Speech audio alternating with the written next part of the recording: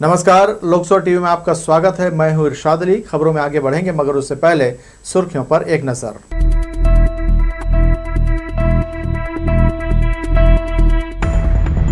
जिला अस्पताल में इंजेक्शन लगने से बिगड़ी प्रसूताओं की तबीयत, स्टाफ की कमी का खामियाजा भुगत रहे मरीज। रमजान के पाक महीने में हर तरफ चल रहा इबादत का दौर, सहरी से लेकर इफ्तार तक जुट रही भीड़।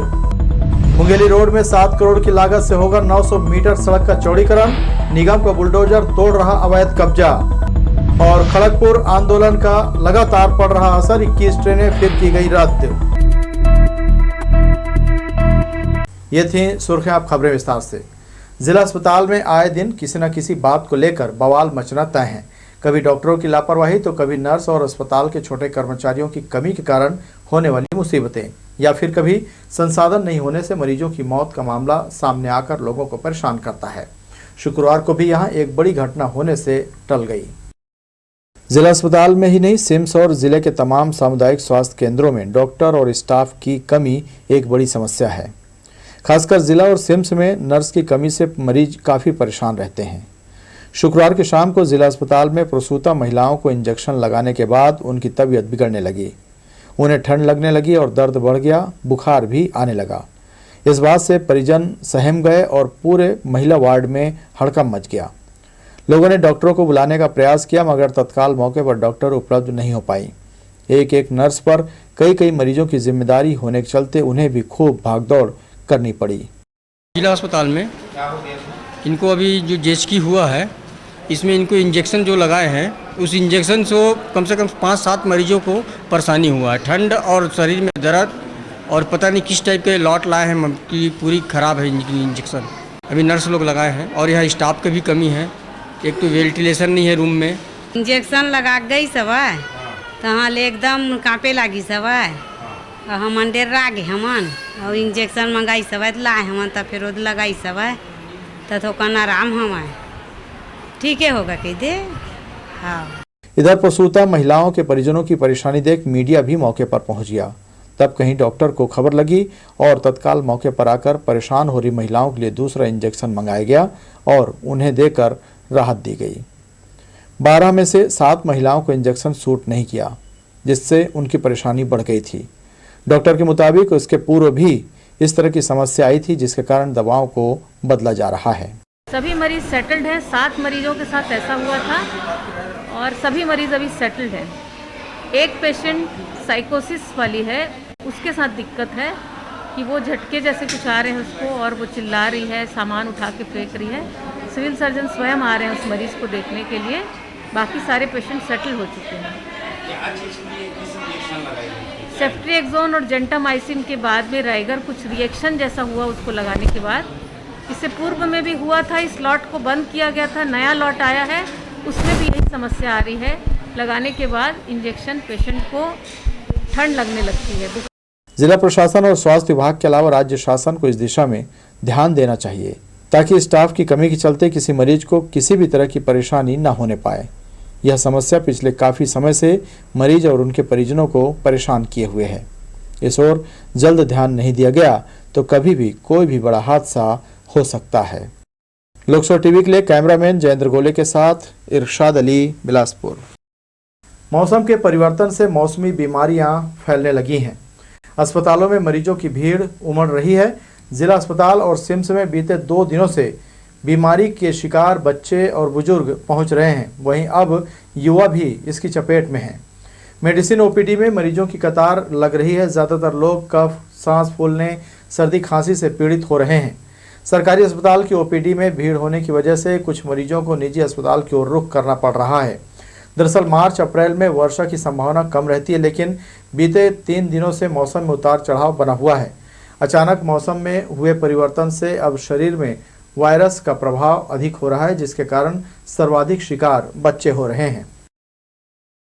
शुक्रवार से मौसम में अचानक परिवर्तन आया है। मौसम विभाग की माने तो छत्तीसगढ़ के कई शहरों में तेज आंधी की संभावना भी है।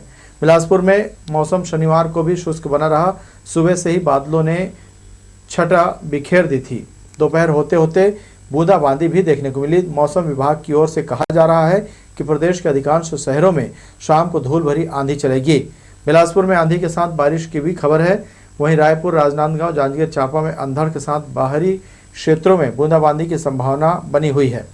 मौसम विभाग के मुताबिक शनिवार को छत्तीसगढ़ के कुछ हिस्सों में 40 से 50 किलोमीटर प्रति घंटे की रफ्तार से हवाएं चली और गरज चमक के साथ छींटे भी पड़े। मुस्लिमों का पाक और इबादत वाला महीना रमजान चल रहा है।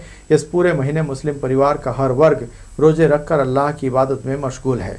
5 वक्त की नमाज, कुरान शरीफ की तिलावत के अलावा शाम को तरावी की विशेष नमाज भी पढ़ी जा रही है। सुबह सहरी तो शाम को इफ्तार की दावतें भी चल रही हैं। बीते 16 दिनों से लगातार मुस्लिम परिवार रोजे रखकर अल्लाह की इबादत में मशरूफ़ है।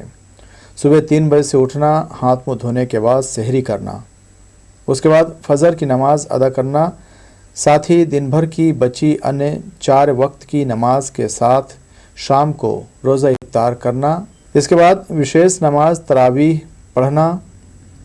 इस तरह से सुबह से लेकर रात तक मुस्लिम परिवार पूरी तरह से इबादत में व्यस्त है। रात में तरावी की नमाज अदा की जाती है। शाम के वक्त सूरज ढलने के बाद इफ्तार किया जाता है, यानी रोज़ा खोला जाता है। और तरावी के बाद दुआएं होती हैं, जिसमें देश के लिए भी अमन और शांति के लिए दुआ मांगी जाती है।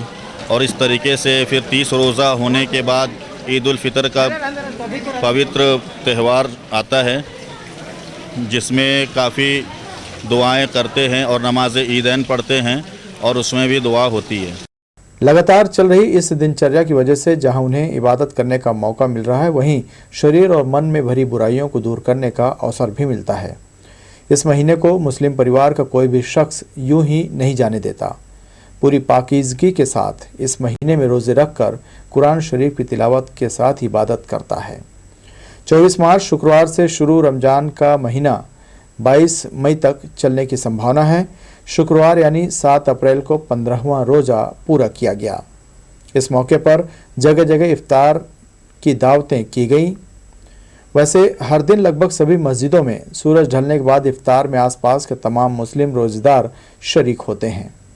कौम के तमाम गरीब और अमीर सभी अपनी दिनचर्या को बदलकर इस महीने में अल्लाह की इबादत में जुटे हुए हैं। महीना जो है रमज़ानुल मुबारक महीना चल रहा है।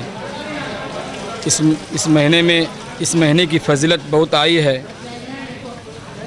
दुनिया भर के तमाम मुसलमान जो है 3 बजे सहरी के लिए उठ जाते हैं और सहरी करने के बाद नमाज फ़ज्र अदा होती है। उसके बाद जो है सूरज ढलने के बाद जो है अफ्तार का वक्त होता है। हम लोग जो है दिन भर भूखे रहते हैं और सूरज ढलने के बाद रोज़ा खोलते हैं। 29 या फिर 30 रोज़ों के बाद मीठी ईद आएगी, जिसके बाद से ये महीना समाप्त हो जाएगा। इस महीने का इंतज़ार मुस्लिम पूरे साल भर करता है, क्योंकि यह पाक महीना उनकी तमाम बुराइयों और गलत इरादों को शरीर और मन से दूर कर देता है। लोकसभा टीवी के लिए कैमरामैन जयेंद्र गोले के साथ इरशाद अली, बिलासपुर। युवक कांग्रेस ने कांग्रेस भवन मुंगेली में यंग इंडिया के बोल सीजन 3 का पोस्टर विमोचन किया। यंग इंडिया बोल सीजन 3 के संभाग प्रभारी शुभम दुबे ने पत्रकारों को बताया कि इस यंग इंडिया बोल में गूगल फॉर्म के माध्यम से भाग लिया जा सकता है। इसके माध्यम से युवाओं की आवाज़ को जिला, प्रदेश से लेकर राष्ट्रीय पटल तक ले जाने के लिए एक अच्छा राजनीतिक प्लेटफॉर्म है। युवाओं को अपनी बातें रखने का अवसर मिलेगा। 25 अप्रैल तक इस प्रतियोगिता में 18 से 35 वर्ष तक के कोई भी युवा भाग ले सकते हैं। प्रतियोगिता का मूल उद्देश्य यह है कि जो युवा अपनी बातों को आम लोगों के समक्ष बेहतरीन ढंग से रख सकते हैं, उन्हें निखार कर सामने लाना है और कांग्रेस प्रवक्ता के रूप में कार्य कराना है। हम युवाओं को राजनीतिक मंच प्रदान कर रहे हैं ताकि वो देश, प्रदेश और अपने जिलों के मुद्दे को प्रखर रूप से एक मंच के माध्यम से रख सके। ये राहुल गांधी जी की सोच है, जिस सोच के तहत हम युवाओं को मौका दे रहे हैं। इस आयोजन में जिला, प्रदेश और राष्ट्रीय लेवल तक के जाने का युवाओं को मौका मिलेगा। और जो कि जिला में हमने आज पोस्टर विमोचन किया है, जिले से प्रदेश में और प्रदेश से राष्ट्रीय में जाने का मौका है, जिसकी जो जजिंग कमेटी रहेगी वो वरिष्ठ वक्ताओं की, सामाजिक कार्यकर्ताओं की और वरिष्ठ पत्रकारों की रहेगी। वंदे भारत पदयात्रा के माध्यम से अयोध्या के आशुतोष पांडे पर्यावरण बचाने और पर्यावरण को प्रत्येक जिले के पाठ्यक्रम में शामिल करने संदेश दे रहे हैं। इसी के तहत 4 दिसंबर 2022 को आशुतोष ने अपने पदयात्रा की शुरुआत की थी। अब तक उन्होंने कई किलोमीटर यात्रा की पूरी कर ली है। उनका लक्ष्य 10,000 किलोमीटर तक पदयात्रा करने का है। शनिवार को कलेक्ट्रेट में ज्ञापन सौंपा और पर्यावरण बचाने संदेश दिया।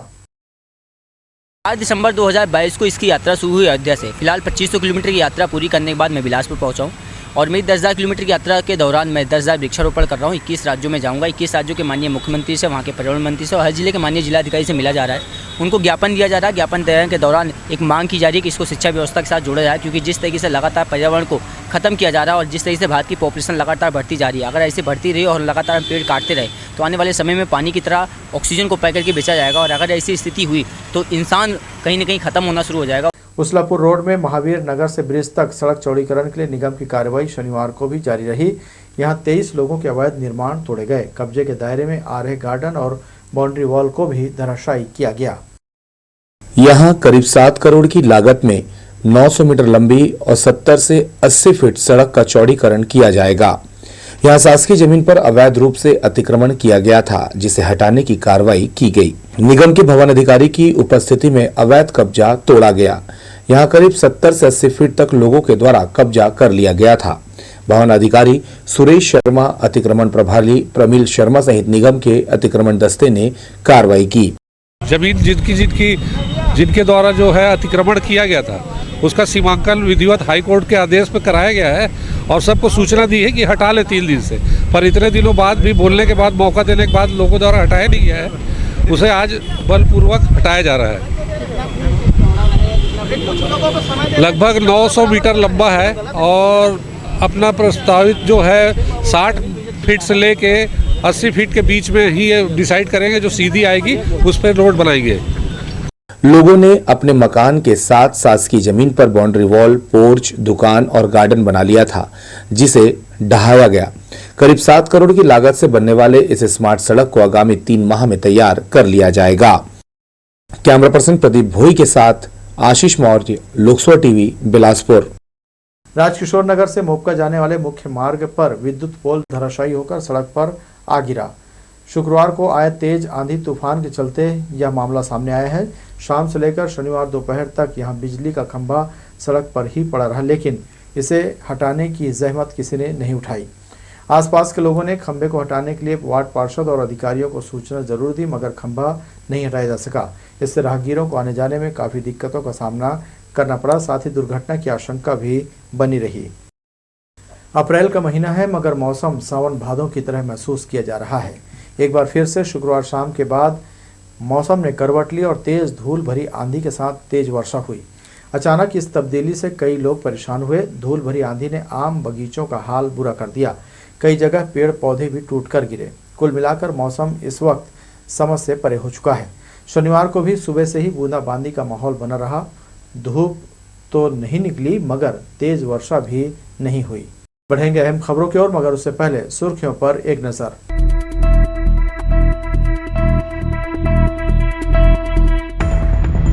जिला अस्पताल में इंजेक्शन लगने से बिगड़ी प्रसूताओं की तबीयत। स्टाफ की कमी का खामियाजा भुगत रहे मरीज। रमजान के पाक महीने में हर तरफ चल रहा इबादत का दौर। सहरी से लेकर इफ्तार तक जुट रही भीड़। मुंगेली रोड में 7 करोड़ की लागत से होगा 900 मीटर सड़क का चौड़ीकरण। निगम को बुलडोजर तोड़ रहा अवैध कब्जा। और खड़गपुर आंदोलन का लगातार पड़ रहा असर। 21 ट्रेनें फिर की गई रद्द। शुक्रवार की रात कुलदंड 27 खोली के एक मकान में अचानक आग लग गई। इस दौरान घर में कोई भी नहीं था। आग से घर का सारा सामान जलकर खाक हो गया। मकान मालकिन अलका मरकाम के घर में लगी आग से टीवी, पंखा, कूलर, फ्रिज सहित कपड़े और दूसरे सामान जल गए हैं। अलका का पुत्र विजय उर्फ बिट्टू काम में गया हुआ था। वह जब लौटा तो उसे इस घटना की खबर लगी। उन्होंने बताया कि शायद उनके घर में शॉर्ट सर्किट की वजह से आग लगी है। हानि में निकली ना तो आग भर जल रहे थे। फिर मैं सबको चिल्लाई हूँ, लड़का को चिल्लाई हूँ, ये खाना खा रहे थे मेरे यहाँ। और उसके बाद सबको मोहल्ला को बोली हूँ, अलका कहाँ है, कहाँ, इतना चिल्लाई, बगल में चिल्लाई बग्गी को। और उसके बाद बोली आग लगा। सब कोई दौड़े हैं, पानी ले गए हैं, बाल्टी में रहे हैं। उसके बाद सब बुझाने में लगे। पूरा मोहल्ला सब ये हो गया बेटा। अब मैं पूरा घबरा गई। ये बगल वाले का अलका के घर है, पूरा घर दोनों कमरा ये हो गया बेटा, एकदम से पूरा घर जल गया। देख के हम लोग ना दोनों घबरा गए। इनकी भी मम्मी वही हाल, मेरा भी वही हाल है। मालूम घर पूरा जल के राख हो गया है, एक भी सामान सही नहीं है। पूरा अंदर से लेके पूरा बीच कमरा पूरा राखी हो गया, पूरा कुछ भी नहीं है घर में। और शॉर्ट सर्किट से हुआ है। मैं तो घर में नहीं थी, हम लोग कोई भी नहीं थे, तो मैं नहीं थी घर में। मोहल्ले वाले से हम लोग को पता चला है। जी। तो आप लोग कहाँ गए थे? मैं छोटी वाली मेरी बेटी थी दूसरे के घर में, उसको लाने के लिए गई थी। मेरा बेटा गया था जॉब करने के लिए, वो काम पे गया था। मोहल्ले वाले से पता चले कि घर में आग लग चुका है, जल्दी आइए करके। और मेरे घर आने तक पूरा घर में आग लग चुका था। तो मोहल्ले वाले लोग को बुझाने में मदद किए। और घर बुझने के बाद फिर अंदर जाके देखे तो पूरे घर की सामान पूरे जल वल चुका था। देखे तो घर में जितने भी कागजात थे, पैसा वैसा था और कुछ जेवर वेवर थे, वो पूरा सब तहस नहस हो चुका है और कुछ बचा ही नहीं है घर में। बिलासपुर का कोटा विकासखंड जंगल और वन्य जीवों से भरा हुआ है। वन विभाग की अनदेखी से यहाँ हर समय वनों में आग लगने और वन्य जीवों के शिकार के मामले सामने आते रहते हैं। ऐसा ही एक मामला भैंसाझार बीट के खरगहनी में फिर से सामने आया है। यहाँ कुछ लोगों ने चीतल के शव के साथ कुत्तों को खींचतान करते देखा। इसकी जानकारी वन विकास निगम के अधिकारियों को दी गई।